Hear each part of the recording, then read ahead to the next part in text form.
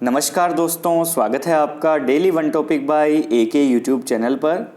आज इस video note के माध्यम से हम आपसे बात करेंगे कैबिनेट मिशन की कुछ खास बातों के ऊपर। कैबिनेट मिशन क्या था, कब आया, क्या क्या इसके सुझाव रहे, क्या क्या इसके प्रभाव पड़े, ये कुछ खास टॉपिक है, कुछ खास बातें हैं जो हम इस वीडियो नोट में आपसे चर्चा के माध्यम से बातचीत करेंगे। यदि वीडियो आप पहली बार देख रहे हैं चैनल पर तो सब्सक्राइब जरूर कीजिएगा और बेल आइकन प्रेस कर लें। चलिए शुरू करते हैं। देखो, कैबिनेट मिशन के बारे में हमें पता है, इसी के आधार पर संविधान सभा का गठन किया गया, इसी के आधार पर अंतरिम सरकार भी बनी थी। ठीक है, तो कैबिनेट मिशन में कितने सदस्य थे? तो कैबिनेट मिशन में 3 सदस्य थे या 3 सदस्यीय शिष्टमंडल था, जो ब्रिटेन से कहाँ भेजा गया था? भारत भेजा गया था। ये दिल्ली में कब पहुंचा? तो 24 मार्च 1946 को ये भारत में पहुंचा। तो कैबिनेट मिशन भारत कब आया? 24 मार्च 1946 को। ये तो फैक्ट है, ये तो क्या है? फैक्ट है। तो इनमें 3 सदस्य कौन कौन थे? Sir Stafford Cripps, Pethick Lawrence और एवी अलेक्जेंडर। देखो, बात है 1939 से 1945 तक की। तो 1945 में द्वितीय विश्व युद्ध समाप्त हो गया था। ब्रिटेन में चुनाव हो गए थे। ब्रिटेन में चुनाव हुए। चुनाव में लॉर्ड एटली, क्लीमेंट एटली प्रधानमंत्री चुने गए और भारत सचिव बने पैथिक लॉरेंस। भारत सचिव कौन बने? पैथिक लॉरेंस, जो कि इस 3 सदस्यीय शिष्टमंडल में से एक सदस्य थे। तो यहां पर हम कह सकते हैं कि भाई पैथिक लॉरेंस की ही गाइडेंस में, या कह सकते हैं इन्हीं के छत्र छाया में ये दल भारत भेजा गया था, क्योंकि पैथिक लॉरेंस उस समय किस पोस्ट पर बैठे थे? वो बैठे थे भारत सचिव पर, भारत सचिव की पोस्ट पर। तो 1946 में ये दल, ये शिष्टमंडल भारत आया। ठीक है, भारत आने के पीछे इनकी जो योजना थी वो क्या थी कि यहाँ पर वो ऐसा राजनीतिक पार्टियों से, राजनीतिक दलों से, दल के प्रतिनिधियों से बातचीत करेंगे, उसके बाद में योजना प्रस्तुत करेंगे। और इन्होंने यहाँ पे राजनीतिक दलों से सलाह मशवरा किया, योजना प्रस्तुत की। और वो योजना कब प्रस्तुत की? वो की दोस्तों 16 मई 1946। 16 मई 1946 16 मई 1946 को इन्होंने अपनी योजना प्रस्तुत की। ठीक है, तो वो क्या थी? वो कैबिनेट मिशन योजना कह लीजिए उसको। इनका भारत में आने के पीछे जो सबसे बड़ा उद्देश्य था उस पर ध्यान दीजिएगा। भारत में आने के लिए कैबिनेट मिशन का सबसे बड़ा जो उद्देश्य था वो क्या था कि कैबिनेट मिशन का उद्देश्य था एक ऐसी व्यवस्था, एक ऐसा सिस्टम शुरू कर दिया जाए जिससे भारत के लोग भारतीयों के लिए क्या बना सकें?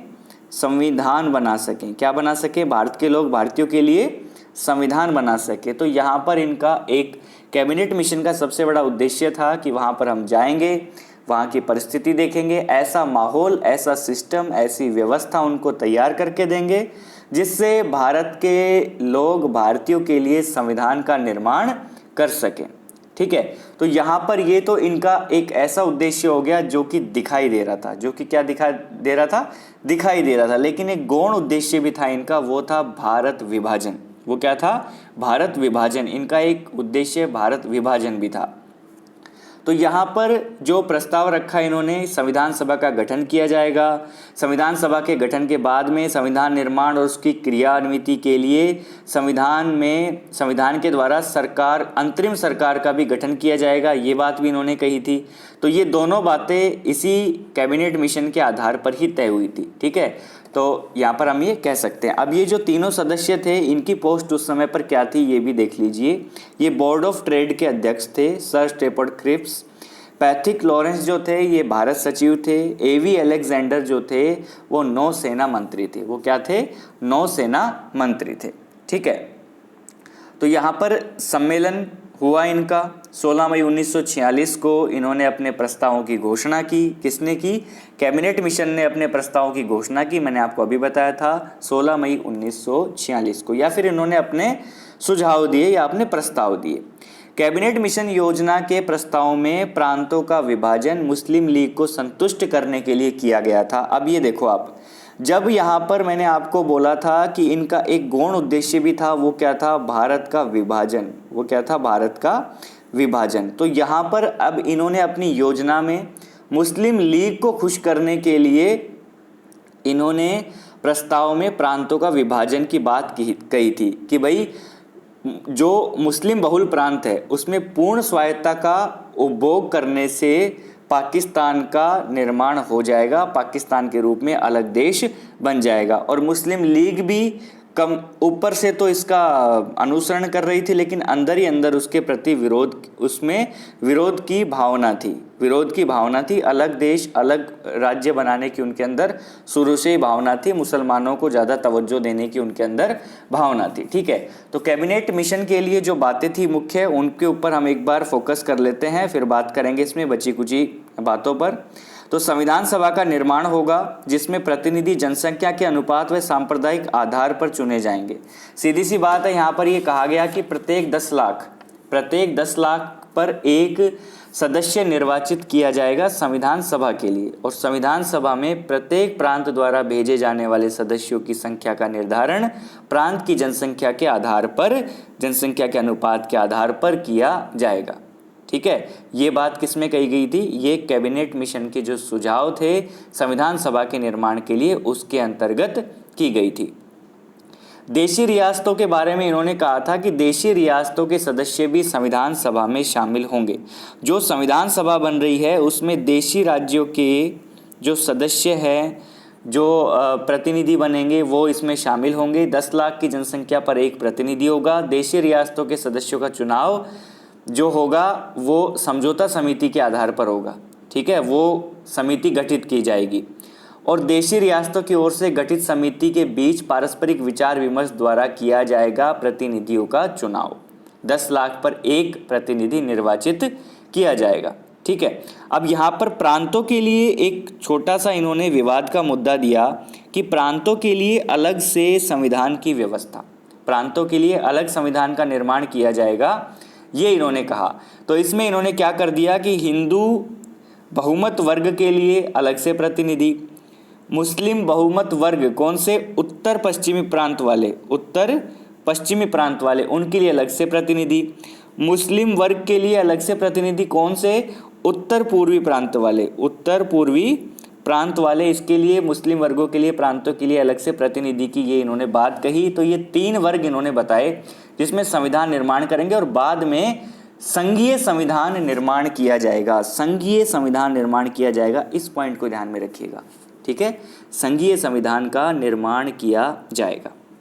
अब यहाँ पर जब ये विभाजन किया गया तो प्रतिनिधि जो थे जिनका चुनाव होना था, निर्वाचन होना था, उनकी सदस्य संख्या निकल कर आई 389। कितनी निकल कर आई? 389, जिसमें 292 ब्रिटिश प्रांतों के प्रतिनिधि, 4 चीफ कमिश्नरी क्षेत्रों के और 93 यानी 93 देशी रियासतों के प्रतिनिधि शामिल थे।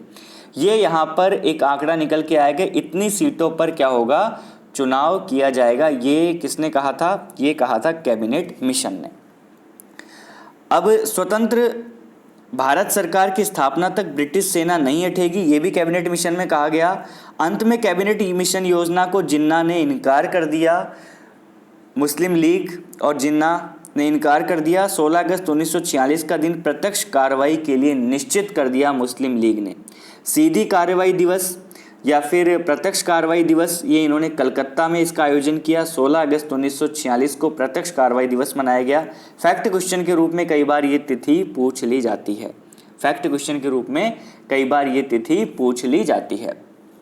ठीक है, तो कैबिनेट मिशन की जो योजना दी थी वो किसी भी प्रकार से कह सकते हैं कि भाई दोष रहित तो थी नहीं, लेकिन उस समय पर सरकार बनाने के लिए एक अच्छा विकल्प इन्होंने दिया था। अंग्रेजों ने तैयार करके ये योजना दी थी।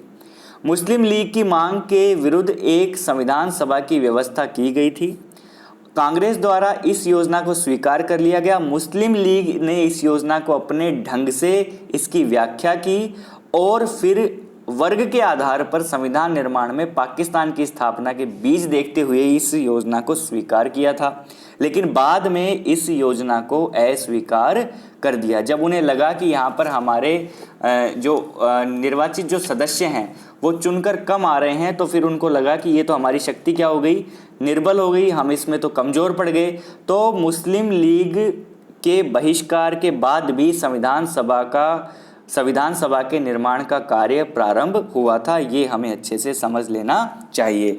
अब जब हम संविधान के निर्माण की बात करेंगे तो इससे संबंधित हम और बात भी कर लेंगे। तो कैबिनेट मिशन के ऊपर हमने ये छोटा सा वीडियो नोट आपको दिया था, जो आपको समझ में आया होगा। आई होप पूरी कोशिश रहती है आप तक कम समय में अच्छे से अच्छा मैटर पहुंचाने की, क्योंकि कांग्रेस और मुस्लिम लीग इसके अंदर सम्मिलित तो हुए थे, लेकिन मुस्लिम लीग ने बाद में इसे इनकार कर दिया था। मुस्लिम लीग को लग रहा था कि अलग पाकिस्तान का निर्माण हो जाएगा, तो उसने सहर्ष स्वीकार कर लिया, लेकिन बाद में उनको लगा कि जो निर्वाचित जो सदस्य हैं उसमें हमारी संख्या बहुत कम आ रही है, तो फिर उसके दिमाग में तो गोले घूमने शुरू हो गए और जिन्ना ने मना कर दिया। और ये जो कैबिनेट मिशन था ये कहीं कहीं सफल तो कहीं कहीं असफल भी प्रतीत हुआ। ठीक है, तो ये था अपना कैबिनेट मिशन योजना, और इसके बाद में संविधान सभा के निर्माण और उसके गठन की प्रक्रिया पूरी तरीके से शुरू हो गई थी। अंतरिम सरकार का गठन हो गया था। इन सभी बातों पर फोकस डालेंगे। अगले वीडियो नोट में बात करेंगे माउंटबेटन योजना और स्वतंत्र करके भारत को। फिर हम अपने क्वेश्चन आंसर के माध्यम से आपको पूरा संविधान करवाने की पूरी कोशिश करेंगे। आपका सपोर्ट चाहिए। वीडियो को ज़्यादा से ज़्यादा शेयर किया कीजिए। कोई कमी लगे तो आप कमेंट किया कीजिए, और आपके अच्छे कमेंट्स के लिए आपको बहुत बहुत धन्यवाद। मिलते हैं नेक्स्ट वीडियो नोट में।